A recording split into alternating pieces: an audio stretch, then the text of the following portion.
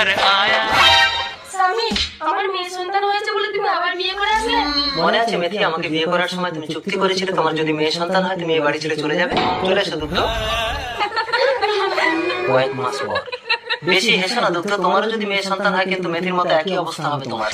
কি স্বপ্ন দেখলাম? এই রে, তোর মেয়ে হয়েছে।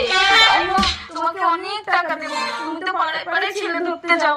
আমার মেয়েটা কালকে একটা ছেলে এনে দাও না। ঠিক আছে, ওপারে বাচ্চা ধরতে যাচ্ছি, যদি ছেলে হয় এনে দিচ্ছি। এই নে, তোর জন্য ছেলে এনেছি। দাও দাও। আমাদের ছেলে হয়েছে? হ্যাঁ, তুমি দাইমাকে 5,000 টাকা দিয়ে দাও। 5,000 টাকা?